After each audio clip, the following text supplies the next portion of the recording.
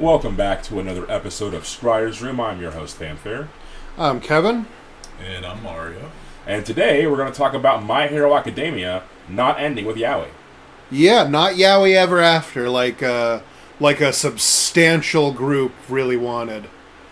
Yeah, dude, I don't know, man. Like, I'm all for shipping. I'm all for fan fictions. Like, at the end of the day, it's probably one of the oldest hobbies there is. We just haven't talked about it until recent years. Oh, yeah. But I also feel like the Fujoshis may have been getting a little bit too much power. Like, I don't know if that's good or bad. Well, I mean, the thing is, so in writing, there are three pillars that actually, like, hold up every story, and that's characters, plot, and relationships. And, frankly, relationships are the easiest one to write. Because, like, in like, CW shows like the Flash or Arrow or any of that, those shows are ostensibly superhero shows.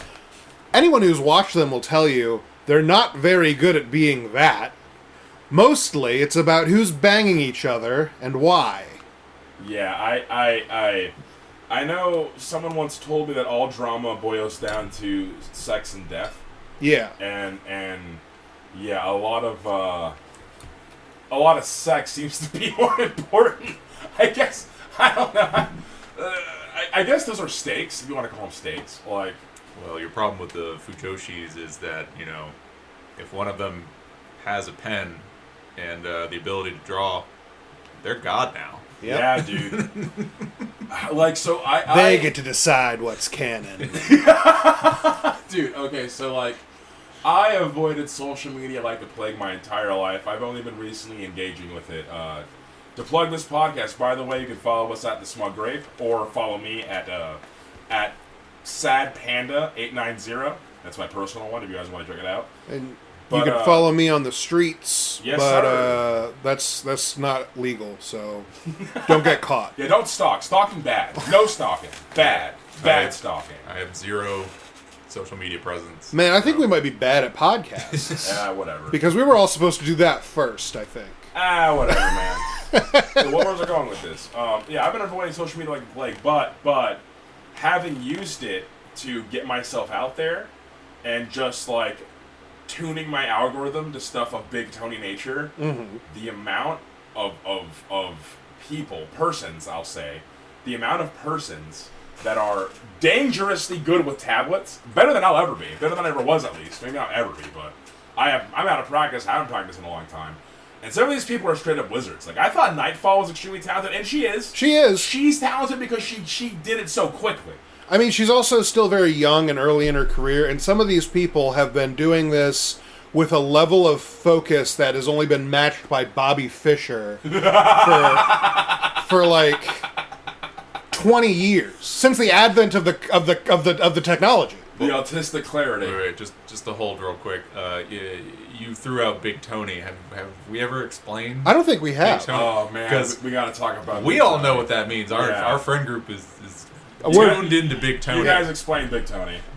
Would you like to take this? I think it was coined with Biomutant, right? Yeah, it was coined with Biomutant. All right, so our friend Tony here, I'm going to take over because I'm funny. But our friend Tony here has a certain tastes, and these tastes mostly include, like, traditionally what have been considered very girly things, such as small animals, frills, cute characters, and all that. Now, Tony is not, like, and especially, like, he's not super manly, he's not super girly, he's, like, that's not, like, what he is. He likes what he likes, and we all fucking know about it, especially because... Oh, I'm not shy, baby. Especially because whenever something comes out that contains any of these things, we call it, that's an action of Big Tony, like Big Oil or Big Pharma. It's Big Tony who's pushing the media agenda. The Zootopia 2 and...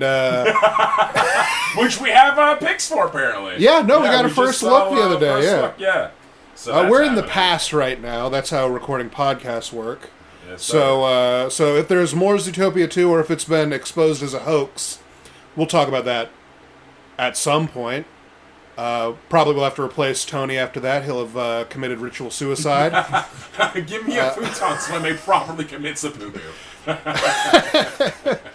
But yeah, so Big Tony has been, every time that one of Tony's very specific tastes is like, it's been dominating media a lot lately. We've been really seeing the advent of Big Tony popping off. Yeah, Big Tony's on the rise. So the most recent instance of Big Tony is Magic the Gathering. I tapped out of cardboard crack a while ago. Yeah. I have a plastic crack addiction to maintain. I can't do both. It's just not happening. It's not sustainable. It's not a sustainable practice. I'm not in sales anymore. There's a finite amount of money to go around. But Bloomborough, the cute little Christmas critter is set. Yeah. Just raccoons and squirrels and foxes, oh my. And most of the cards are duos, so it's like two buddies doing something. It's so cute and precious. And one of the cards is for the common good, and it's you just give all your opponents food. It's so wholesome. It's so wholesome. Yep. See what we mean? Big Tony strikes again. Big Tony. No, but it all started with this game. Oh yeah, Biomutant. Yeah, you may not be familiar with Biomutant. I was hyping it for a while, and then like the lead writer got his fucking cheek shattered by an elbow or a knee to the face during a martial arts tournament. He was like doing research for the game, doing that, right? Well, that's just his lifestyle. He just does martial arts. He just does martial arts. That's probably super good for coding. I think he was the writer, though. I don't think he was a coder. Oh, good. Yeah, that's what I'm saying. So, like, he was able to write Biomutant because he actually does martial art. He puts some respect on the content. For those of you unaware, Biomutant has an incredible martial arts system in it, and overall, it's actually sort of more of like a kung fu movie aesthetic in the plot line and a post-apocalyptic animal mutant-centered storyline. Spectacular. Both of these guys have played it. I obviously haven't. I don't play video games. I platinumed it.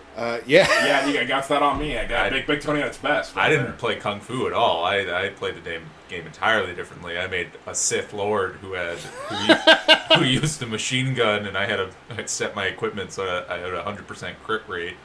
All right, so that Star Wars Acolyte show came out, and I liked parts of it. But you know what would have made it 100% better? The bad guy had a submachine gun that he was using to kill all the Jedi. Oh, hell yeah. Mow him now. Yeah. That's a good move. Yeah. Pretty good move. Mind bullets, real bullets. No, we get the good twin who's just like, oh, I don't know, I guess I'll help you find my sister. What's she doing? And then the Jedi Council is like, we'll tell you what she's doing, and then cuts to her just blowing people away with a machine gun. Now that's a story. Oh yeah, that's this. So Biomutant comes out, and like I'm playing it. I had a whole plan to stream it, but like I bought it on PS4 because I'm stubborn. So I was like trying to figure out how to stream on the PlayStation, and that was for the bees, for the birds rather. And I'm playing this, and I think it might have been Justin who brought it up. That it was like this game was developed by Tony after he time traveled. In the future, Tony wrote and made this game, and then brought it back so that he could change something that once went wrong. Him not having any of the video game where he can kung fu in a red panda. You're a kung floof instead of a danger floof. Yeah. It's beautiful. And ever since then, it's just been the ongoing joke that, like, oh, that's Big Tony. Yeah. Like, that time-traveling bastard of all of his fucking future bucks. You know, playing the stocks as he knew everything was going on. And now we have Bloomborough, and VTubers are a thing. VTubers are, like, I love the idea of it, but it's also like one of the most dystopian things I have ever seen. Have I told you my idea for a VTuber and not that one? Because that's not... We're not bringing that one up. We can't bring that one up. We'll bring it up at some time, chat, or listeners, but yeah, it's not... It's pretty... I mean, it's pretty funny. It's just really fucked up. It's very funny, but it's very much in bad taste and not something that I would like project to an audience. Yeah. Because I don't want to hurt feelings. I want to know my audience and make them laugh and have fun. And this would not be fun for everyone, so we're not going to bring that one up. We're going to go to my other one, which I think is still really funny. You know how in like the Metal Gear Solid games, when Snake is talking to like his operators, Colonel. And it's just like a mostly still frame of their head with like text and stuff. Yeah. So I was thinking the VTuber would just be the still head of a guy, just like shitty pixel, just shitty pixel of like one or the other. It doesn't matter. Just like that. That's where they're VTubing from. That's the only thing that you see from them is their shitty freeze frame almost mugshot. I mean, obviously the mouth moves as you talk, and has a few key frames, but I think it'd be very funny to look like a low-def, shitty PlayStation 1 game. I'm infiltrating Ukraine right now to fight the Ruskies. And you're just... You're in Dragon Age. He's playing Dragon Age. But he's like... To bring it back to My Hero. Yeah. Back on track. What was that, like a 10-minute tangent? Big Tony has infiltrated even My Hero. Oh, yeah. Oh, I have? Yeah, you don't know about the... Oh, you know about it. The bunny muscle mommy Oh, yeah, girl? yeah. Like, There's, in fact, 2 versions of Big Tony that are in My Hero Academia, because Big Tony is big. Yeah, Big Tony's taking over, man. And Rob is so mad about it. He's lamented to me about this multiple times. He's like, bro, like, I tapped out of media a while ago, and you really do have to vote with your dollar, because I keep buying the shit I want to buy, and Rob is a pirate. Yeah. He's not really. He actually spends more money than any of us on video games and stuff. And furthermore, clarity, if you've already bought the game once and you emulate it, it's not stealing. Yeah, it's legal. You purchased the license. That's the point of buying them. But yeah, Tony's and Rob's tastes are like a Venn diagram of like they intersect at like very specific points, and then on everything else, it's just the opposite. Yeah, yeah. It's I love him to death, but yeah. So another aspect of Big Tony that we didn't bring up right back then because it was mostly about cute stuff is, I guess tangentially related to cute stuff, is Tony's taste in animated women is short and thick. Are you talking about Gentile Hero? Yeah. Yeah. No. Even Brody got in my DMs about like, have you seen this chick? And I was like, yeah. Yeah. That's actually the arc I tapped. I watched that arc, and then I was sad, and I stopped watching My Hero. They came back. They're like good. they helped save the day in the end because I read all of My Hero. I read all the shonens. I really enjoyed that arc. It was very short, but it spoke to me. Apparently, in the anime, they treated it very much like a filler arc. They did. Which I only read manga because I'm an elitist. I would say more ADHD moron who can't sit. Fast enough. It's not fast enough. Yeah. I need to be able to get the information into my eyes and brain faster. And then I have to wait a week? Are you No, I'm going to read 400 chapters of this right now.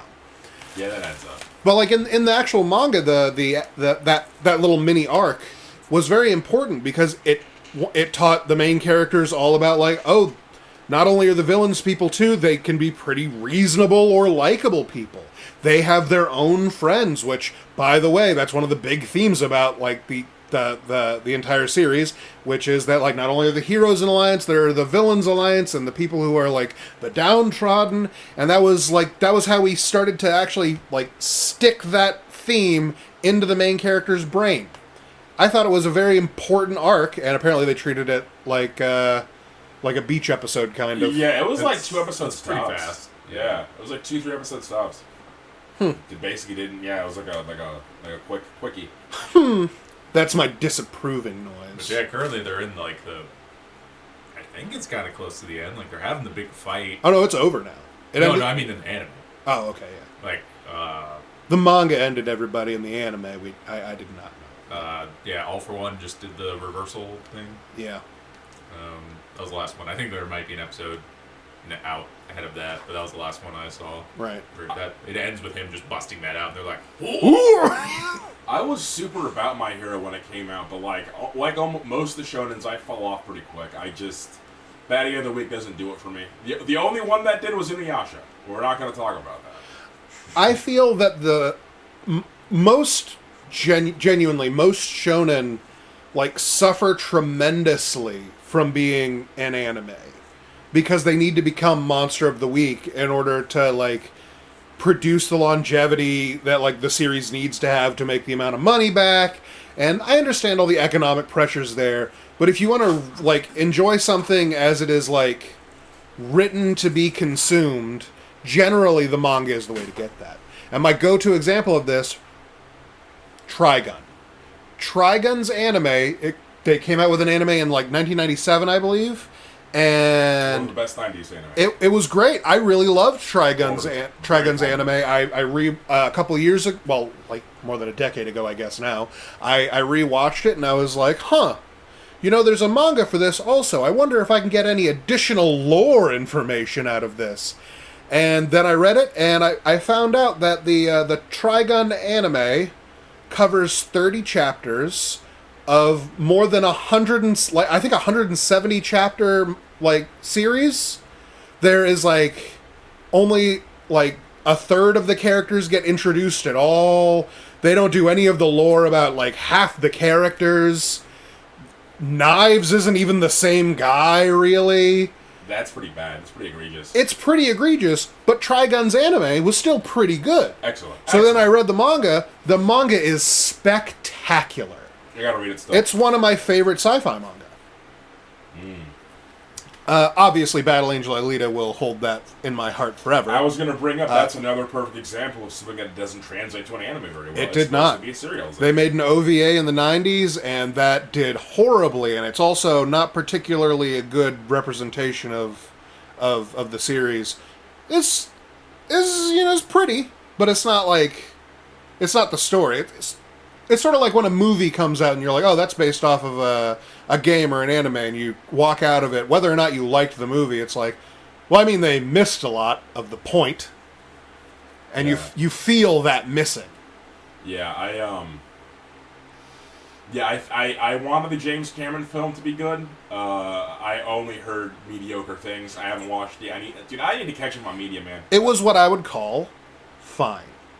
And it was just And in terms of an anime movie made by an American director, that's pretty damn good. It is pretty damn good, but it's also so yeah, typically anime movies, the Dragon Ball movie was a travesty. We're not going to talk about it. We don't speak about that. But James Cameron Silver lining, it brought Toriyama out of retirement. He was so offended. I love that. Yeah. That's so good. It brought him back so hard he worked to the day he died.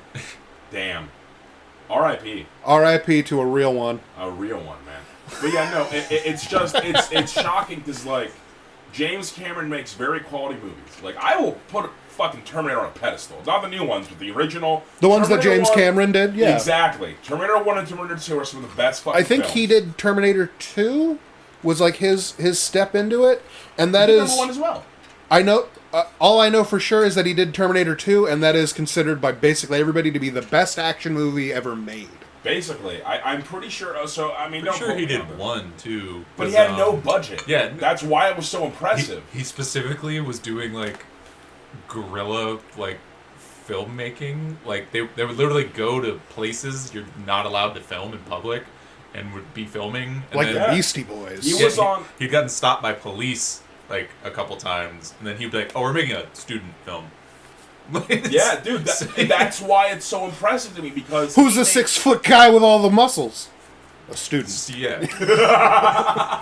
But no, that's why Terminator 1 is so impressive to me, is when you look at the constraints. Okay, so I've been meaning to talk about this for a while.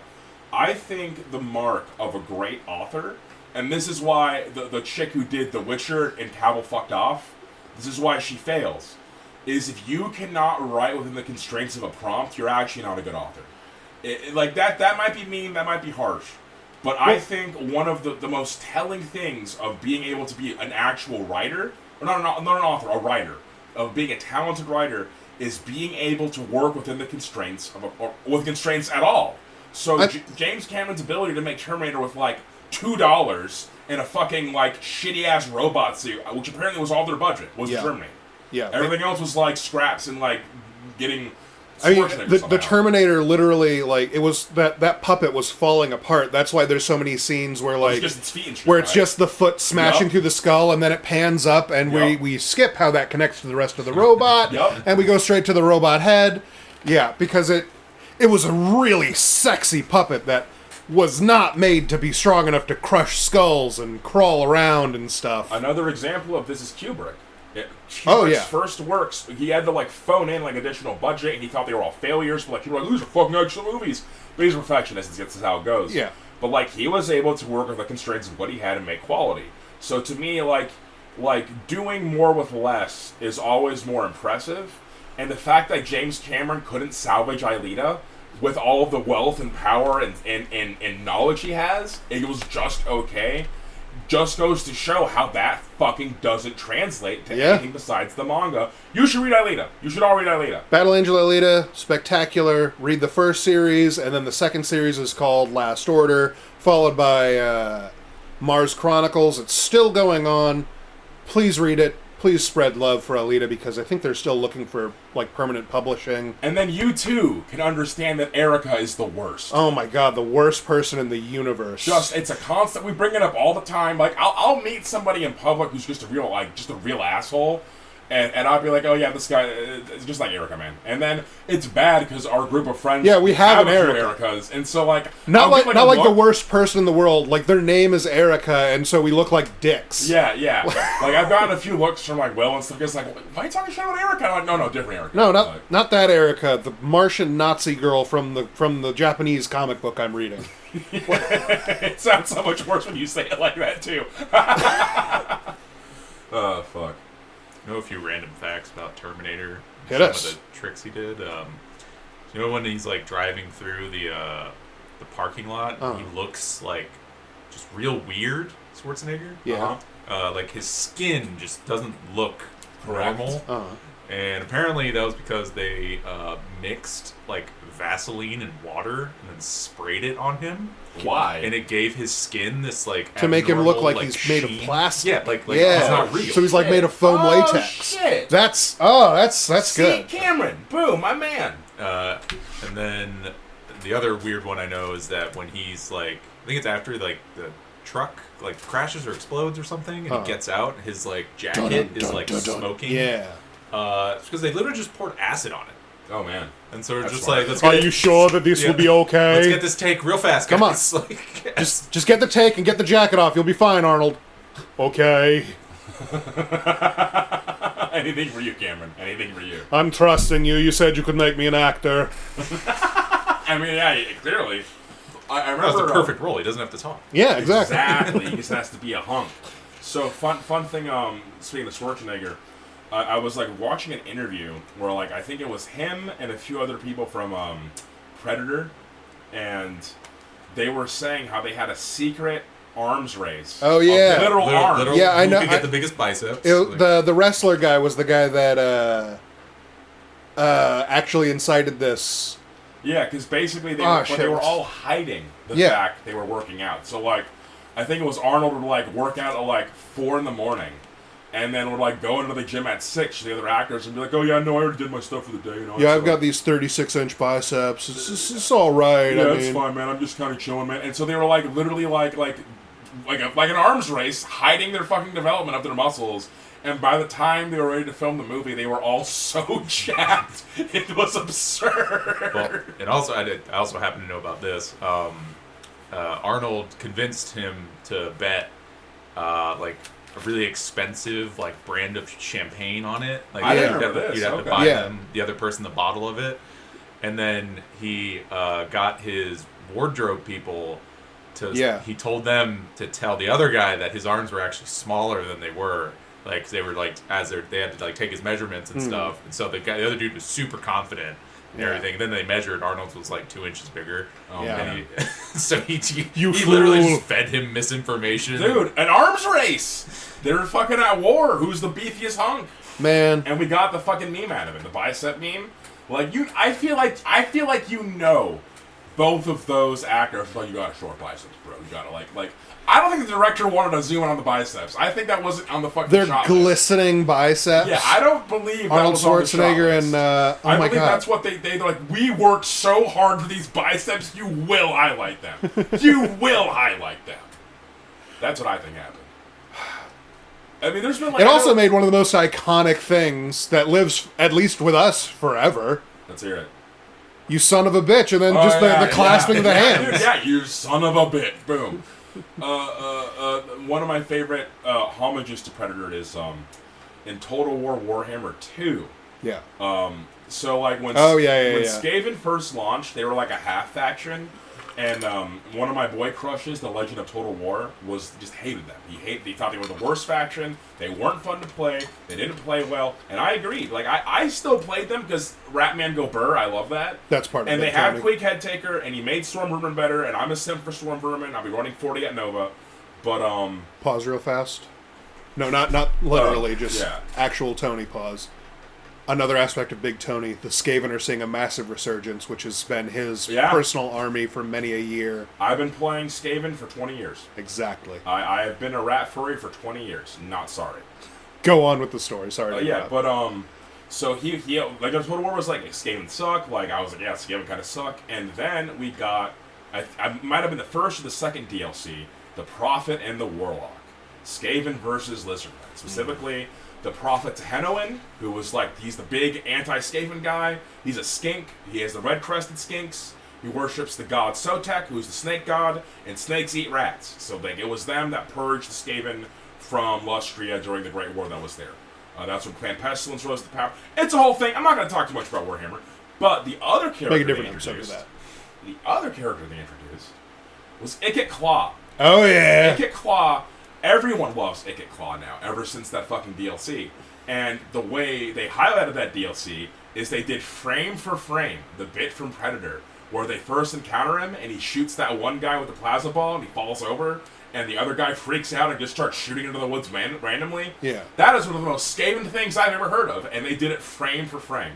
They have Ikit Claw with a few of his, like, techno rats, because they introduced the techno rats with Ikit, and then, a fucking lizardman just blows a dart and kills one of the Rattling gunners, and his partner picks up his gun and just starts screaming, ah! And just starts blasting into the forest aimlessly. All the other guns are like, fire! Ah! And they just start blasting into the fucking forest aimlessly. It's so good. It's so good. Quintessential Skaven, you're doing great work, CA. So Predator, James Cameron, excellent. So, you had mentioned something about brackets? Yeah, so I'm very easily influenced, you see, by the internet. And I read a meme about somebody who they decided that with their friends are doing bracket nights now, where they and their friends will get together and they'll just sort of argue about what's the best version of something. They'll make a big bracket about it, and they'll just argue out like, okay, who's right? Which one of these two is better than the other or worse? And so I made a couple. And I thought that maybe we could have some fun making some arguments. Yeah, he's pulling out his documents here. I'll give the man a moment. Yep. It's always interesting to see tier lists and stuff, and then to see the arguments people make. I am of the personal belief, I am down with almost anything you're saying or doing, as long as you can back up why. Why do you think that? Why is that the case? Is it a coherent argument? Besides, like, I just do. If you're the kind of person that says, I just do, like, work a little harder, man. Like, I don't have to respect your opinion if you don't even respect your opinion. So, if you want people to give a shit about what you're saying, back it up with something that makes sense. And brackets are a pretty fun way to And by the way, for that, specifically, like, I just do thing, people need to fucking understand that. You know what's a fine reason to like something? Whatever reason you like it. You think it's funny. You think it's cool looking. You think it's cute. That's what I'm saying. You don't need to be like, well, scientifically it's better or cuter or what. You can just say, I think it's blank. And that's better than I just do. Exactly. I just do is like a standoffish, like, it's just shitty, man. It's just shitty and doesn't drive the conversation forward and just feels bad. For me, who's a curious person. You could say, you could say, I think it's funny, or it makes me smile. I'll take that. I need a few smiles from time to time. Yeah. But better than fucking nothing, which I just do, might as well be fucking nothing. Yeah. Yeah, all right. Yeah. So we have a choice of brackets. Do you want to go with the one we talked about? Yeah. All right, we're doing Pokemon. You play Pokemon at all, Mario? Stopped at 3rd generation. Well, you're going to be learning about some new Pokemon, both of you. I played Sword and Shield a little bit. You'll probably recognize them because you've been in the world, and Pokemon's pretty big. So you've probably seen or heard of a few of them. We're going to get started here. We have this is the best Pokemon starter. Oh, starters. Yes, oh, man. Starters. We have 32. You'll notice that doesn't match how many starters there currently are, and that's because brackets only work when you can evenly divide something by 4. Who didn't make the cut? Everyone made the cut. I had to add extras. Oh. Like Pikachu? I added Pikachu, Eevee. Yeah, that's fair. Pikachu technically a starter. Yeah, exactly. And then- that was my first Game Boy game. And then I added some that I think they felt like starters, and they're starters in other games that you can play, like Riolu turns into Lucario. Well, he's a starter? No. Oh. You can use him as a starter in Mystery Dungeon games That's the one. and Okay. a couple of the other spin-off games. But I feel like he feels like he could be a starter. He should be. And if you could have a steel starter, I get that. We also have Togepi. Yeah, fan favorite. You get Togepi after the first badge in the second generation games, and he's a little guy. So I'm gonna have it count. And if I doubt that either of those will be particularly the winner, but they're in there just to even out the numbers. Okay. So what are we starting with? What's the first matchup? Round 1 matchup is Cyndaquil and Chespin. Well, Cyndaquil, because I don't even know what the fuck Chespin is. Is that the grass one that turns into the tank? Yes. I'm gonna pull him up for you. Don't like him. Cyndaquil will burn to ashes. Fuck that guy. Also, they wouldn't even be able to beat each other. I know it's not, It's not about them beating each other. It's about who we like best.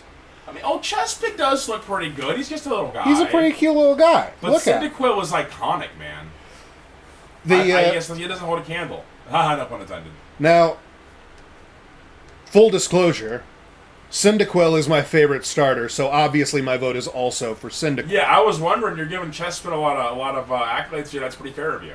That's very fair of you. Importantly, there's 3 of us, so there should never be a tie. Yeah. And this man, my man Mario here is the most ignorant, so he'll probably be the tiebreaker most of these. Yeah, I don't know what the other one is. I'm going to pull him up for you. Listeners, if you haven't noticed by now, I'm a very opinionated person. This is Chespin. His big thing is he's a physical blocker, and his signature move basically sets him up to block an attack and deal damage back to you. That's grass type instead of whatever attack that you did.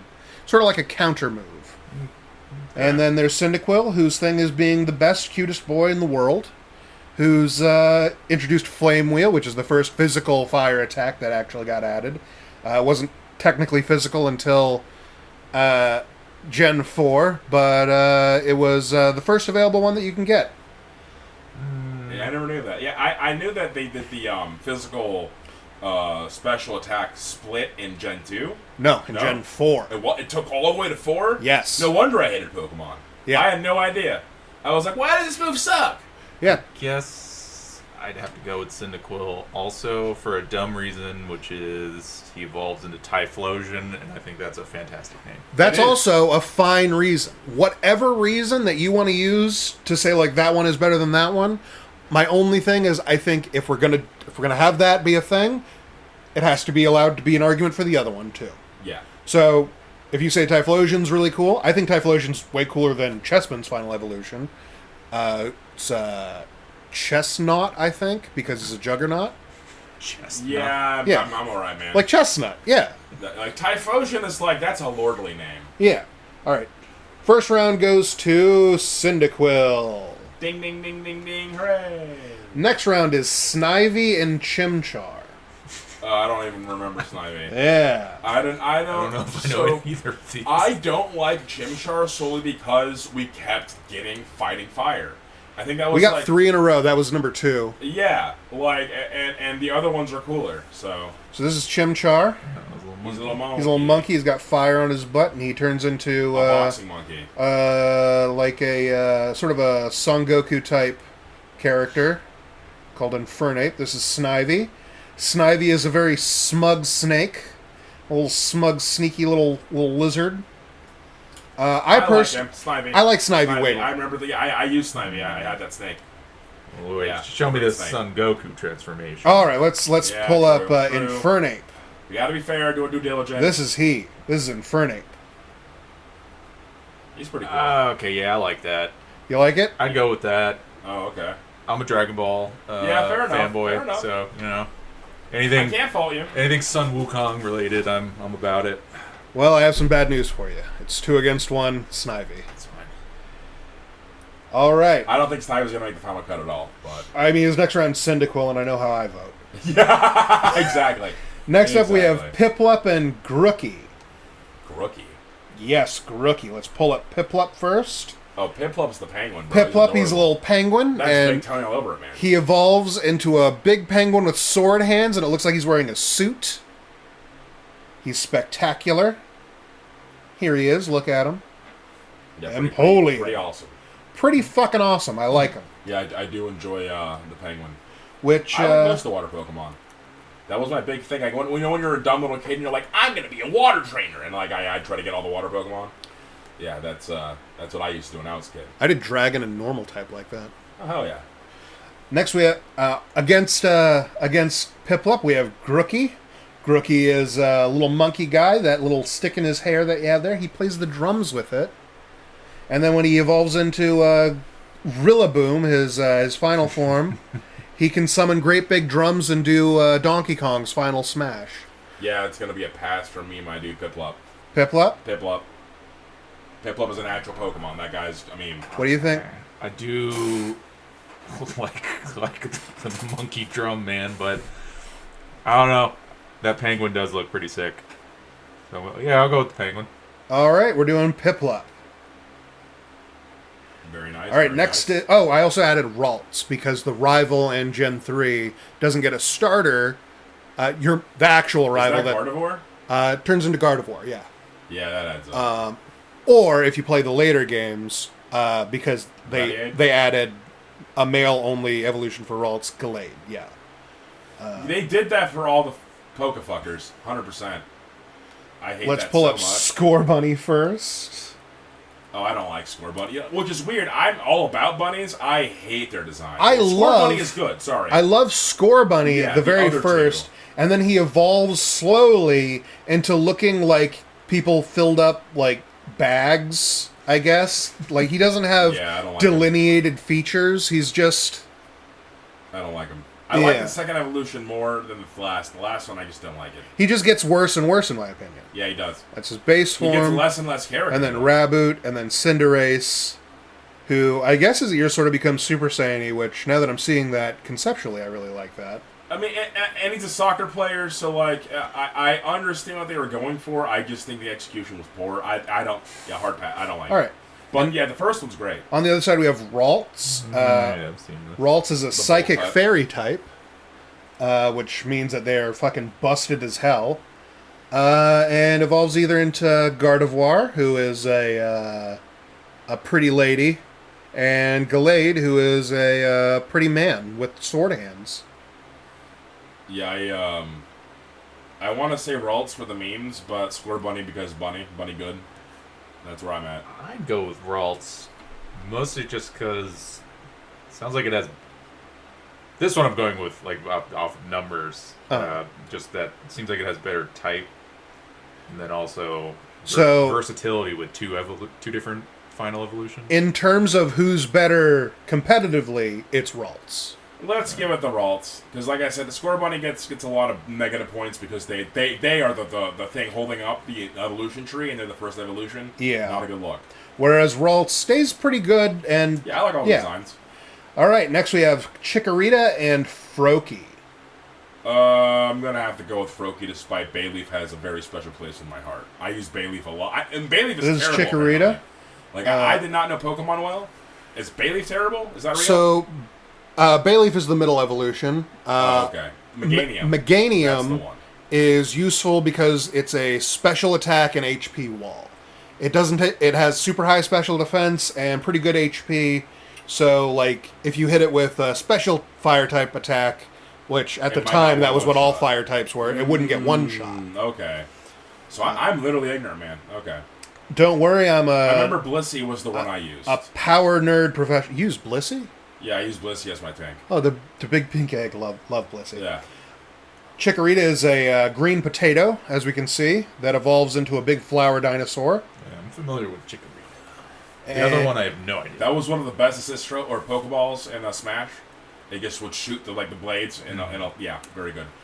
Very good. Froakie is a little blue frog who evolves into Big Blue Frog Ninja. Yeah, Greninja. Yeah, Greninja's Greninja. pretty goated. Ninja. I'm pretty sure Greninja's like a huge fan favorite in Japan. So Absolutely is. Yeah. Greninja is one of the Pokemon that has like a multitude of unique designs that, like, oh, this is Ash's Greninja, and oh, this is this other guy's Greninja. Where, like, there's actual design changes to them. I was against the tongue scarf, but it grew on me. Yeah. Yeah, I gotta go with Greninja just because he made it into Smash. Exactly. That's how popular he was. I actually fucking hated fighting him as a Bowser main. Yeah, it was not a good matchup. He But I got can pretty fight good at pretty it. well.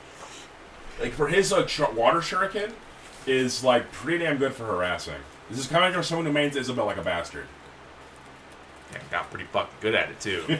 Pissed For me a minute, off. for a while, I'm out of practice, dude. So the hardest thing about playing Smash Quick Tangent is finding sticks that I actually have muscle memory with. Because I'll go and be like, oh, do you want to play Smash? I'm like, yeah, I'll fucking throw down into Smash. And then I get, like, the Wii controller, like the Wii Joy-Con. Can't do it. I can't play Smash with this. What the fuck are you talking about? GameCube controller. What is this? Only. A controller for ants? No, literally, man. I don't support elitism for like most things, but that's one I won't play unless I have a fucking GameCube controller in my Yeah, hand. I do my best to not be an elitist unless I have, like, valid, empirical evidence. I mean- empirical evidence. Is it elitist to be like, oh, I'm not going to play it on that?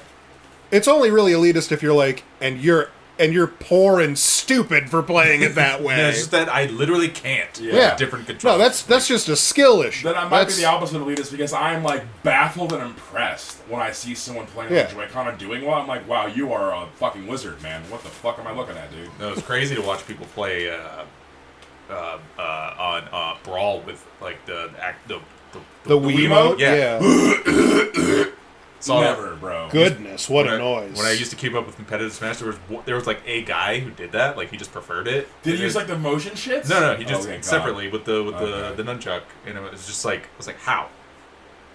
The Wiimote was a very interesting and innovative controller. It truly pushed Nintendo into the deep end of innovation. Like they became a gimmick company, and I loved them for it. The Switch is probably one of the best consoles ever made. I mean, they're the only ones with balls to try anything new. That's what I'm saying, man. I put Nintendo on a pedestal, except their ability to crack down on IP violators is pretty fucking intense. You guys should look that up sometime. Yeah. There's one chick drew Pokemon Yahweh in the early 90s, and they sent a fucking sting operation in her fucking house. It's One of these times we need to talk about the Cyberpunk one shot. Oh man, yeah, After the brackets. Yeah. Maybe next time. yeah. All right, back to the brackets real fast. We have next round is Rowlet and Totodile. Who's the first guy? I don't even know who that is. So Totodile is our friendly bitey boy. Oh yeah, I feel like he automatically wins. I'm giving it. He was my favorite in Gen 2. So Oh, the stupid flying grass guy. Rowlet? Boom, out. Don't even talk about him. He's Aw, out. Loses. poor Sorry. boy. He's against Totodile. What did you think was going to happen? yeah, no, Totodile's like a Feraligator's my boy. Yeah, same. And he's also why did I already forget his fucking name? Totodile is like a manic monster man in the fucking anime, and I love him for it. Every Pokemon that looks like, oh, his head is empty and he bites, I'm all on board. Yeah, exactly. And Totodile's both. That's going to come up again. Not right now, but much later. That head empty bitey boy is good. Because there's another one that I really like. All right, that leads us to the next round because Totodile fucking swept that one. Yeah, dude. It is Tepig versus Poplio. I don't remember Poplio. I don't know either. But I feel like I don't like Tepig, so. Tepig is a little pig, right? Okay. I'm gonna tell you this. I was very disappointed by Embor's design. Oh yeah. I don't like. This is his final form, Embor. I don't think he should be on two Okay. legs. As someone who's basically a furry, like I don't like all the furry Pokemon. Only some of them. He was also the third fire fighting type that we got in a row for starters. Exactly, dude. He's like a wrestler, I think. Yeah. Well, I guess he's sort of like supposed to be like a sumo. or some other like heavy warrior type. I mean, his design's fine. Don't get me wrong. I just wanted to be like an actual boar, like a big fucking like motorcycle boar-looking guy. That'd be sick. But no, we didn't get anything like that. And against that, we have Poplio. Poplio is a little clown seal. I didn't pay attention to Sunbird at all. Poplio evolves into Primarina, who's the big, pretty mermaid style one. And this was the first starter to be fairy type. So And their thing is singing. They're opera singers, sad clowns. the only thing. So going back to thought associations, we were talking about that before we started recording. Yeah. I immediately thought of the Plague of Gripes animation about, Yeah. partners. Yeah. Select your partner, and it's about poker fucking. Yeah. And one of the lines he goes on is, ooh, Primarina. And like that just lives in my head rent free. So every time I hear that Pokemon, I think about poker fucking. So All right. unfortunately. So the pig or the opera clown. Opera clown, pig dumb. That's fine. I don't particularly like either of them. Yeah, same. I just opera clown. I mean, pig dumb. Yeah, I guess I'll give it to the opera clown. Opera clown. Because it made me think of one of the only Seinfeld episodes I've ever seen. Yeah, it's funny. Which one? The sad clown one. I barely. With fucking watch the Seinfeld. psychotic guy. No, not No? wrong. Oh, okay. I too am a Philistine. That's like one of the only episodes I've ever seen and actually thought was kind of funny. I do enjoy Seinfeld when it's on, but it's just not something I would put on. Like, I'd rather put on Futurama or something going on a background noise. Yeah, something that's actually funny. Savage, bro. I think Seinfeld. It is what it is. Seinfeld's funny around Seinfeld. It has its moments, Jerry isn't the funny part of Seinfeld. but it wasn't made for me. Yeah. No, precisely. It's entertainment, but it's not entertainment for me, so I don't. Yeah. All right, next round we have Sprigatito versus Riolu. Oh man. Sprigatito is the weed cat. Okay. Weed cat wins. This cat was memed on heavily, and then it evolves into yet another. A lot of porn on that one. Lot of furries like that A lot one. of porn on that I one. can't imagine why. This is really this round is the furry clash of the titans fuck, because bro. against More Sprigatito porn of that we one. have Riolu who turns into Lucario fighting steel type. Much more porn of that one. Well, Yeah. Damn. I like the mean, matchup. Dog versus cat. This is Riolu for Mario who This is stopped like a clash earlier. of titans, honestly. I set a precedent for myself. He made it into Smash. He gets my vote. The big Tony says weed cat, but being fair and honest, it's gonna have to be Riolu. You think Riolu's better? Once again, he made it into Smash. They're also steel fighting, which is such an interesting type. Yeah. I really do like Lucario. I think they're just a cool, good Pokemon. Lucario also I didn't introduced. even know he was a steel fighting. Why can he shoot laser beams? Aura So- Sphere is the first special attack steel move. So He's Kamehameha. the actual lore behind him is he has all these spikes on him, and they help him communicate with aura, which is the explanation for what fighting type actually is. He just has ki? Because fighting type is just them punching each other. How's that magic? All of the Pokemon stuff, technically speaking, is them doing borderline magic. But just punching would just be normal type. So what makes this fighting type? And it's aura. Yeah, it's the key. Yeah. Okay. Yeah, so he's doing a key blast. Okay, cool. And it's steel type, which is sick. Yep. He can absolutely decimate basically any rock ground. He's also become even more powerful because fairy type that they added only has 2 weaknesses. Poison, which otherwise is a complete garbage type for attacking. The only R.I.P. Skorupi. the only thing it was the only thing that it was super effective on was grass, and it was had bug? no. Or opposite. Bug resisted it and it resisted bug. That's what it was, okay. But once they added fairy type, fairy type is weak to poison, but also to steel because cold iron. Okay. It's funny how fairy is like the OP type, and then that the only reason Fairy is so busted. And Fairy that's is super why- effective against dragon. and that's how they were able to make poison any degree of relevant is by making fairy weak against it. So now poison actually has a place of just fucking over those goddamn fairies, like a Republican. Oh my gosh. That was a low taste. Whatever. Man.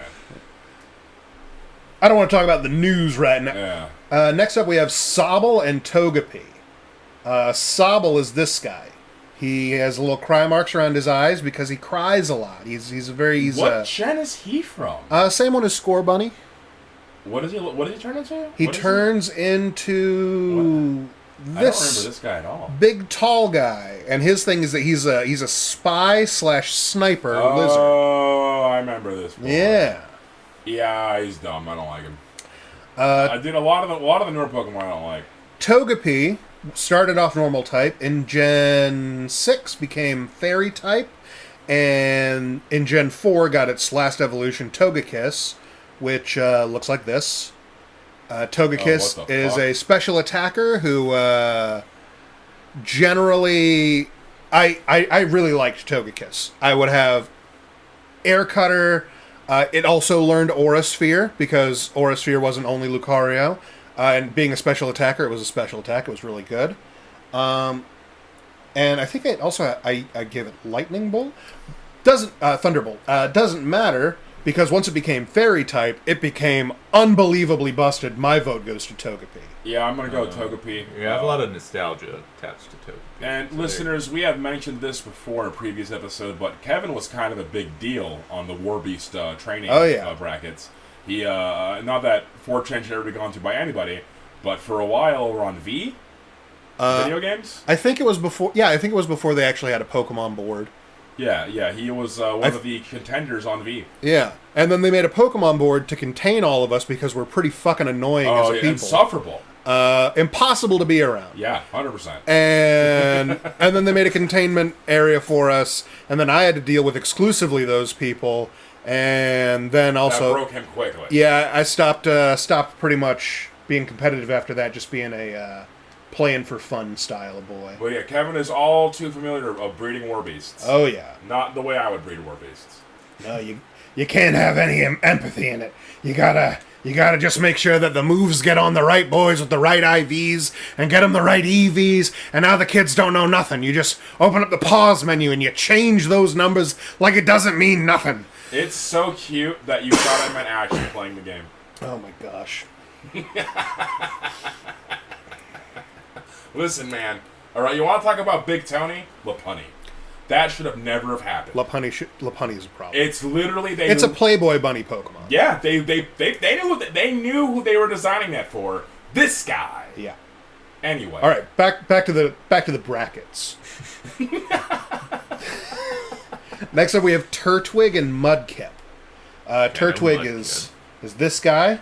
He's a little turtle. And then I like him. He evolves into a big turtle with a big old tree growing off his back. He's a good guy. I like him. Yeah. Look at him. Huh. Okay. It's pretty cool. And then we have Mudkip, who everybody likes. Axolotl, man. One of the oldest memes that we have is I heard you like Mudkips. Yeah, I heard you like Mudkips, man.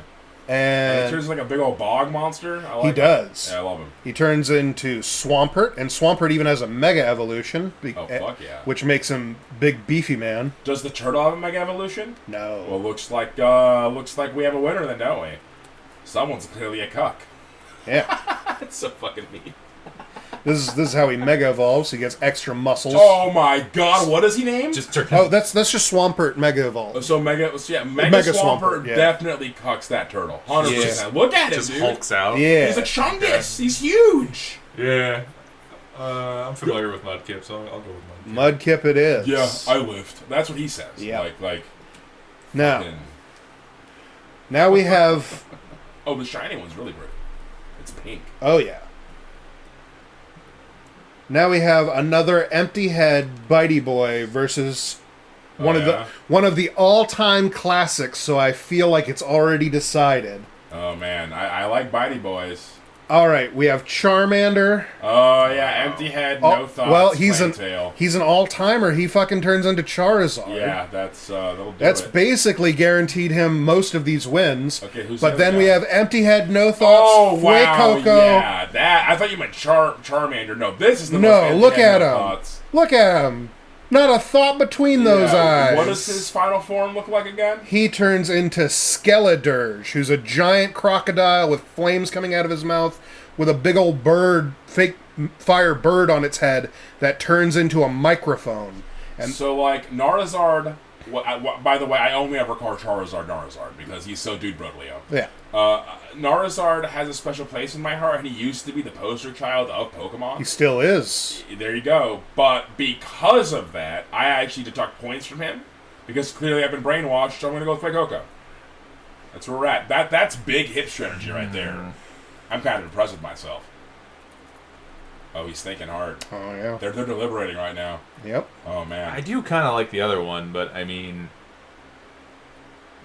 it's Charizard. Are you gonna That's That's the first time I've ever I seen get this it. one. Oh, man. I get it.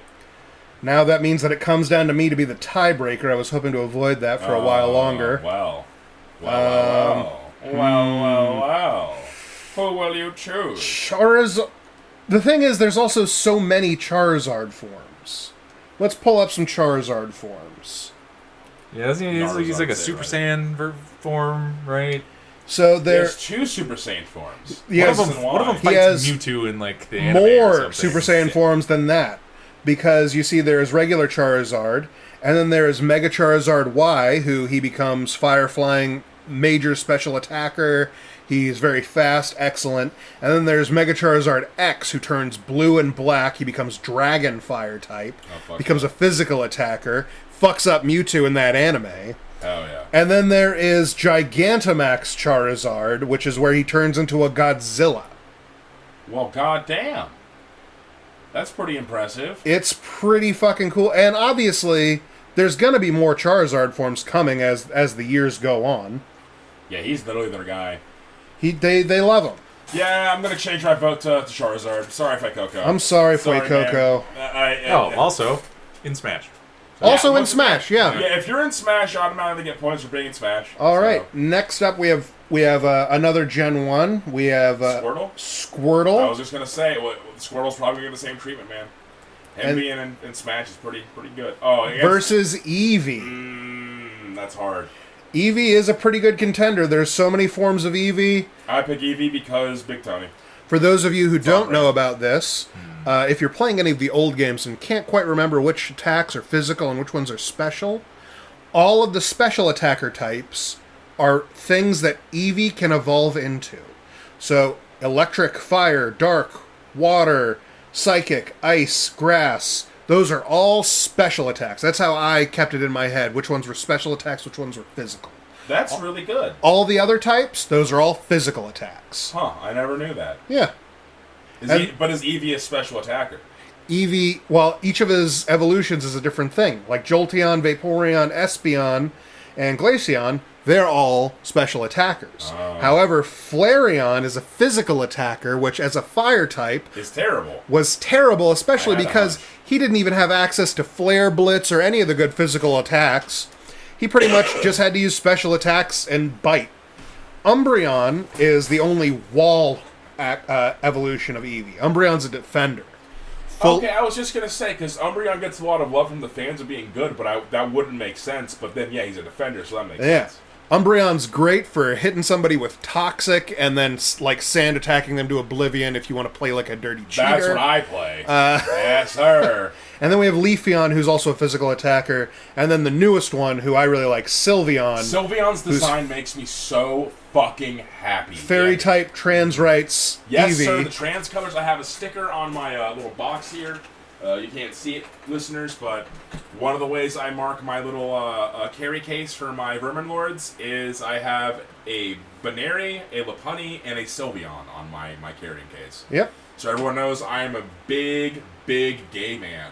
And in terms of solid designs for shinies, Sylveon just switches where the pink and the blue is on their... I've never seen that! Yeah! God, that's so precious! Isn't it great? I want one. And then we have Squirtle, who unfortunately is in Smash. Leader of the Squirtle Squad, has the fucking sunglasses, turns into Blastoise. Blastoise, who gets a Mega Evolution, which gives him 2 arm cannons. Yeah, I don't know how to vote for this one. This is a tough one. I'm just doing Eevee because Eevee has all the evolutions and they're more iconic to me. Squirtle is fine, but he never left Gen 1.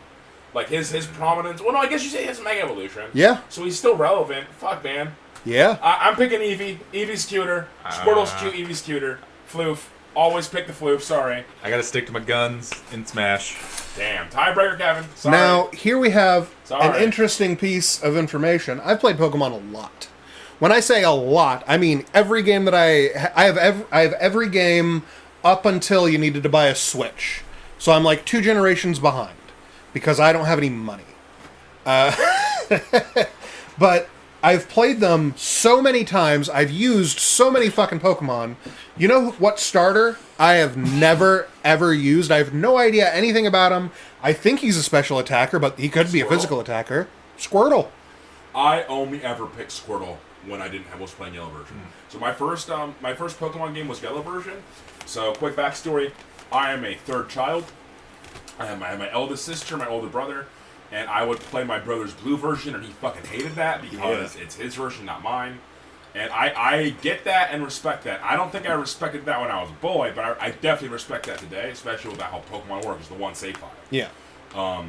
And I remember one of my first memories coming online, living in Virginia, is my mom came home one day, and she handed me Yellow version, and so I got the between version, which is the best one always.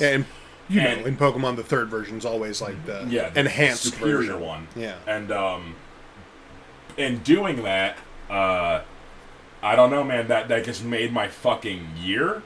And Pikachu follows you around, which is super fucking precious. So in Yellow version, you don't get to pick a starter. You just get Pikachu, and then as you play the game, in the first 3 gym towns, I believe it is, there's an NPC who will give you the other starters. So in Yellow version, you could get all 3 of the other starters plus Pikachu. So you got Squirtle? Yeah, and I got Squirtle, and that was my tag team, man. It was Water and Lightning. I always thought it was cute that, like, my number 2 was weak to my number 1. It was, and then I was stupid. I evolved my Pikachu almost instantly into Raichu, so I didn't get like any of the good moves. Oh man! So I was like fucking 8. And he stopped following you. Yeah, he did, didn't he? Because I did the same thing. Devastated. I didn't do it instantly. Devastated. But, for those of you who maybe don't, so actually, in order to evolve him, because he refuses, you needed to trade him. You had to trade him to a different version. But luckily, I had both other versions as well, so and 2 multiple Game Boys. So I did a lot of shenanigans with that. That's important, man. The link cable trades, set it up, man. Oh man, Nintendo had such a racket going on. Oh my god. Oh man, they still do. And I was devastated when it stops following you, because I was convinced my child brain that I'll have a Raichu following me. Same. And it's just like I'll be even better than Ash. In fact, I was so disappointed I blocked it out. I forgot entirely that happened. And now I'm sad. Anyway, moving on with the brackets. Yeah, so I've never used Squirtle before. I always used Charmander for obvious reasons. Yeah, he turns into Charizard. And the thing is red, and the dragon. Yeah, that's my whole jam. Yeah, that's his guy. And then I use Bulbasaur because Bulbasaur is the most friend-shaped Pokemon I've ever seen. In terms of like my choices, I always felt like Charmander's the obvious choice. But if I choose to play without Charmander, well, I'm obviously going to pick Bulbasaur. Okay, so quick aside on that. He might actually be the most friend-shaped starter, because if you look at the elements of design, squares and blocks are for dependability, triangles are for speed and power, circles are for friendliness and like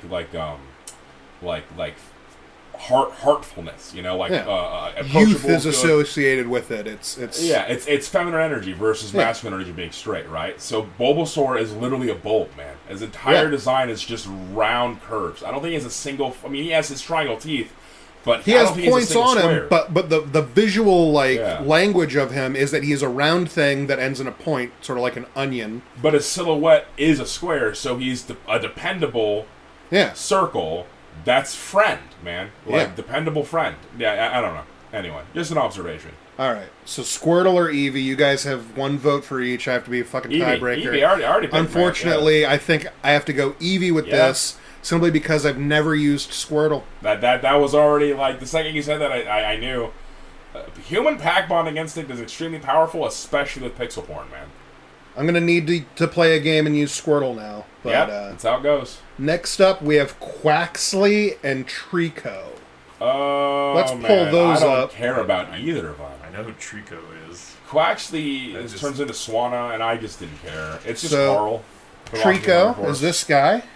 Yeah. Turns into... No, I'll Sceptile. Yeah. Sceptile also gets a Mega Evolution. Cool. In his Mega Evolution, he becomes a dragon type with a missile ass. They never appealed to me before, but looking at them now, they're all right. They're all right. They're doing good. He's doing good. Let's pull up Mega Sceptile real fast. Yeah. This is what he looks like Mega Evolved. That big point on the end of his tail shoots off like a missile. And then we have Quaxley, who is sort of like a goofy duck boy. Look at him. He's got like a pompadour hair, and he's a duck. Isn't he cute? And then he turns into like a half peacock sort of waterfowl. Yeah. That is the first water fighting type starter. Wait, so this guy isn't Swanna? Huh? Is this guy not Swanna? No. Oh. Well, I always thought Quax turned to Swanna. I don't. Wow. I'm dumb. Nope. This is What the fuck? That thing is badass. Okay, I picked Quaxley, dude. Look at that. That's fucking cool. Our lovely listeners, I apologize that you do not have a visual confirmation of any of these. I will attempt to upload the YouTube video to have all the Pokemon in order. What do you think? Trico, Quaxley. Let's see the shiny Quaxley or the shiny Peacock, please. Let's see him. Yeah. I would like to know what the shiny Peacock looks like. I always enjoyed the concept of shinies. I think that's a really fun thing to do. Well, So his shiny makes him sort of more aqua colored.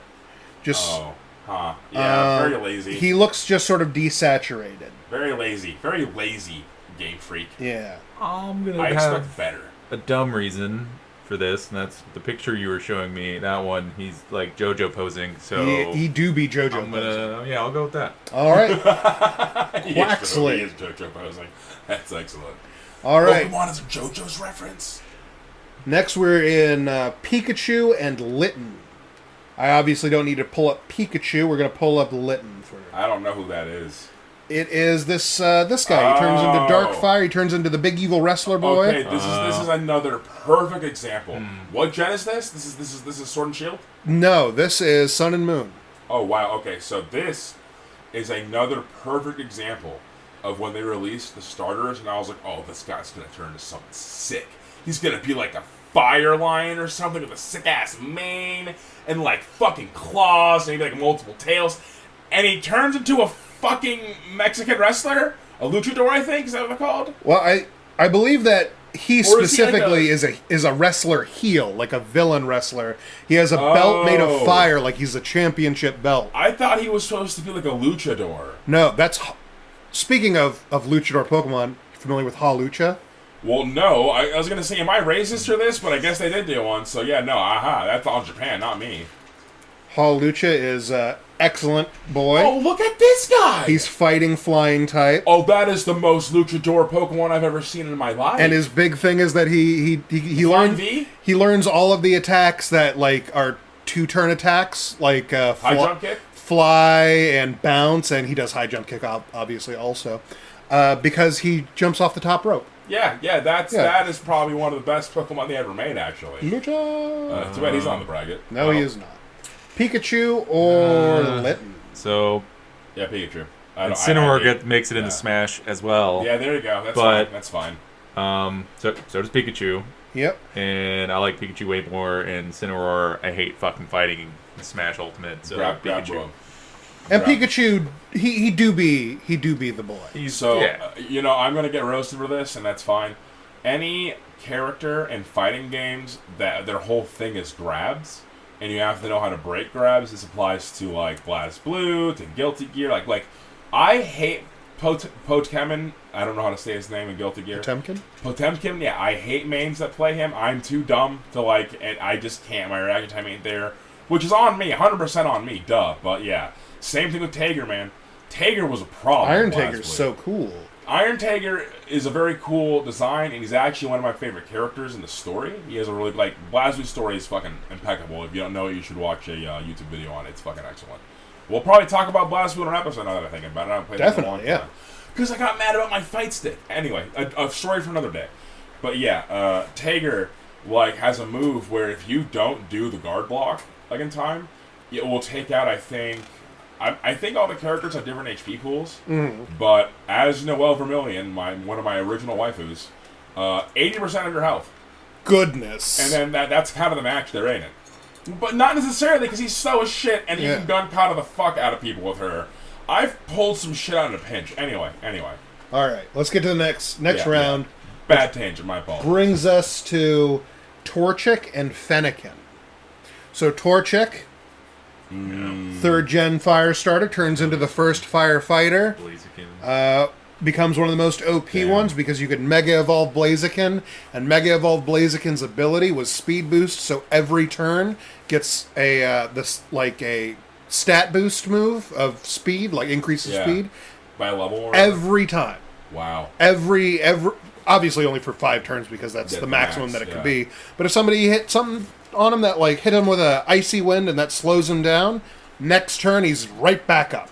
So it occurs to me that this is a very difficult decision for me. Yeah, especially because on the other side of Torchic we have Fennekin, who is extremely adorable, Another contender for the most porn. and evolves into a pornography monster. Yup. They knew what they were doing. But frankly, I really love Fennekin's design. I do too. They're a floof. They're like a great floof. They're a fire wizard, like a Yeah. fire fox. Well, I think This is what it turns into. Do they have Will of the Wisp? Yes, they do. That's their. Okay, there you go. I didn't even know that. Also learns many excellent type coverage because it learns Shadow Ball. You can teach it Psychic. Oh, learn Shadow Ball. Yeah. Yeah, I'm pretty sure it can even learn Energy Ball, which is a grass type attack, which can fuck This over. should be a water types. no-brainer in But- the name of Big Tony, but it's actually not because fucking Blaziken to me is one of the most iconic Pokemon. Are you familiar Also- with how Mega Blaziken looks? No, actually.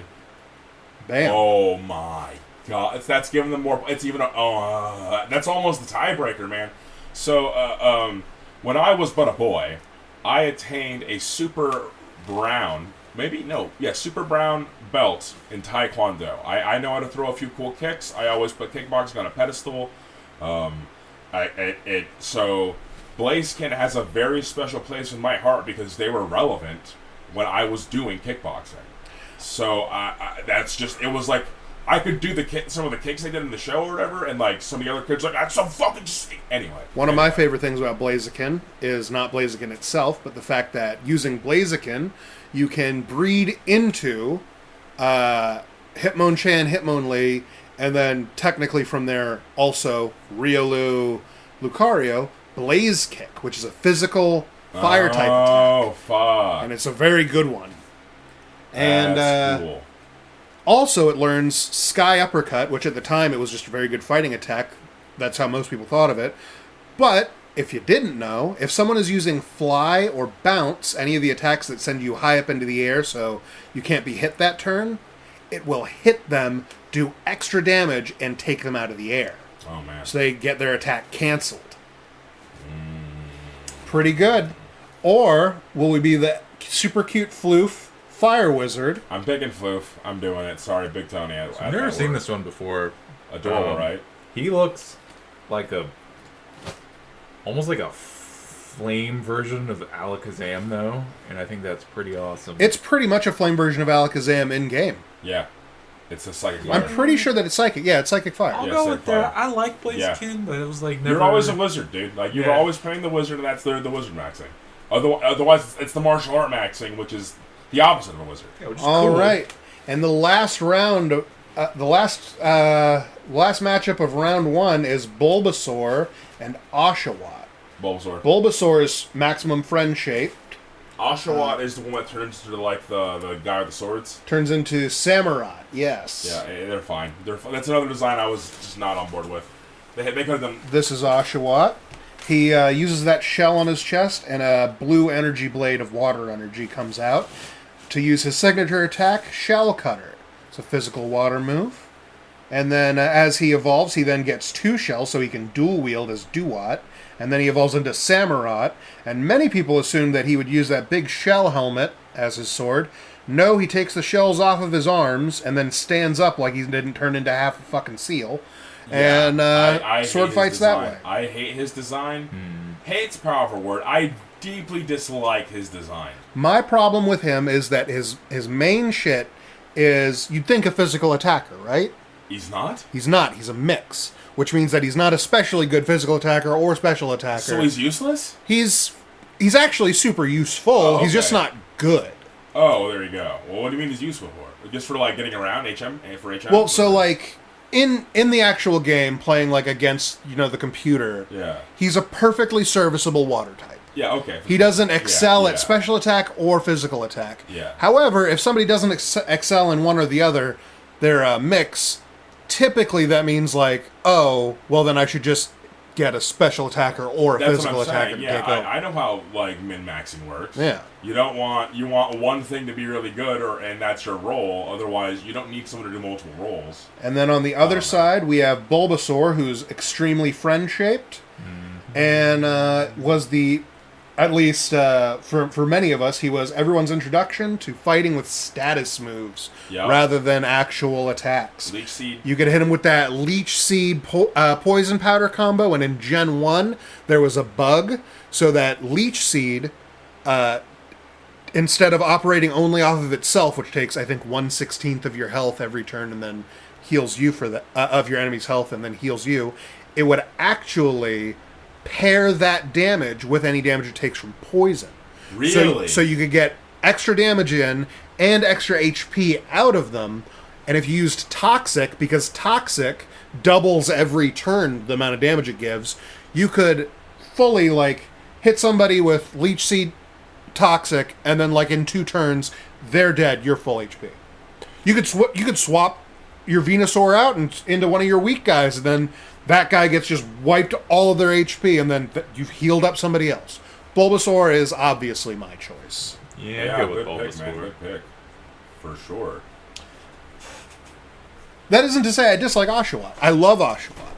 Every Gen 5, he's basically my choice every time. I name him Jack so that he evolves into Samurott Jack. All right, well, that brings us into the end of round 1 of the Pokemon Starter Bracket. That's going to be it for this episode. We're going to continue recording, talking about the bracket, and that's going to be what we're posting next week. Or you can check out our Patreon. That's going to be Famfare, my gamer tag here. You can also follow me on Twitter at thesadpanda890 and our YouTube channel. Go ahead and give that a like and subscribe if you can. Please do. Everything counts. Please comment if you have anything to say. Even insults, we'll read them. Yeah. If you want to roast us, I'll like every single one of them, baby. But, yeah, so you can get that the next episode a little bit early if you subscribe to our Patreon. That's everything for this one. Does anyone else have anything going on? Tony? Not too much. I'm just preparing for Nova Open at the end of the month. Bringing my rat boys to school all the new rats in town. All right. Mario, you got anything? Nope. I am a hermit. I have no social media presence. I'm not currently working on anything. I hope to in the future, though. And that's what makes him a powerful wizard. He's got other stuff going on. He's also writing a story that It was. he'll come back to it. I'll make him.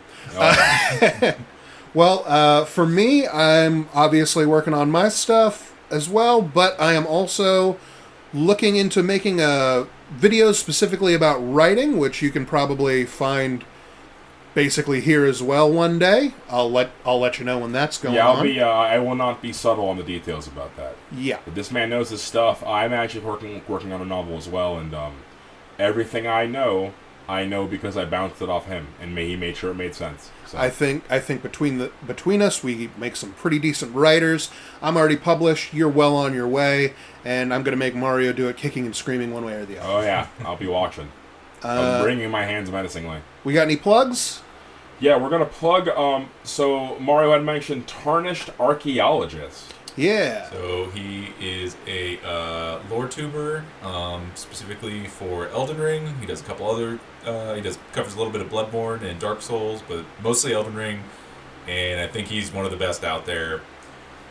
He's fucking incredible. Applies actual, real life architectural techniques to the game. So if you want to have your mind fucking blown, not just from like lore, just the details that From Software put in their game, go check that guy out on YouTube. Yeah, always check out the lore. The deep lore, the good lore, the bad lore. We're big fans of lore channels around here. If there's any ones that you want us to check out or anything, make sure to drop a comment and definitely check out Tarnished Archeologist. Yes, sir. Tarnished Archeologist. Check them out. And with that, we'll see you next time. Have a good night. Good chilling, everybody.